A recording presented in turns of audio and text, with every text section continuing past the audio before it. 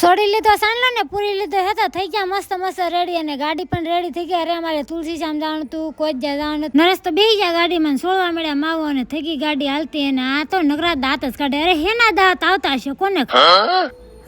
વાતુમાં મસ્ત મસ્ત નેહડો આવી ગયો. અરે નેહડો જોવાની મજા આવી ગઈ ને બધા ગાડીમાં બેસી ગયા ને એટલી જ વારમાં સતુરભાઈએ કરી દીધો ફોન મારા માસીને. અરે અમે આવી છીએ, કોજ્જા જવાનું હતું ને હા મારા બેનના નણંદ છે. પછી તો આવી ગયા માસીના ઘેરે. અરે માસીનો વિડીયો શૂટ કરવાનો તો અહીંયા હું કે દી આવે. અરે માસી એક નહીં મારા કાકાનો હોય તે શૂટ કરવાનો.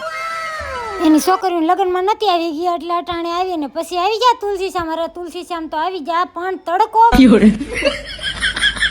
વૃક્ષમણીમાંનો ડુંગરો ચડવાનો હતો. અરે પેલા તડકો લાગતો તો પોરો ખાલી દો ને પછી સડી જાડ દે. અરે ભાભી એમ કહેતા હતા મારો વિડીયો શૂટ કરો અને થોડુંક બાકી રહી ગયું.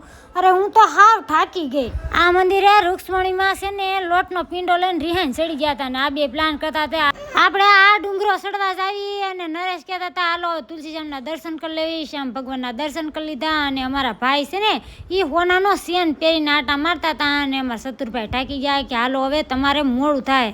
તો પછી તો ગાડી વેતી કરી દીધી. અહીંયા ભીમસાનું નેરું છે. અને હા પછી તો જો સોલાર મારા ભાઈએ નાખ્યું છે, મસ્ત મસ્ત સોલાર નાખી દીધું, માતાજીના પગે લાગી દીધું. અરે આ મારા બાનેનો મઠ છે. અને પછી તો જો મસ્તની રેડી થઈ ગઈ. વિડીયો ગમે તો લાઈક છે ને સબસ્ક્રાઈબ. જય માતાજી, બાય બાય.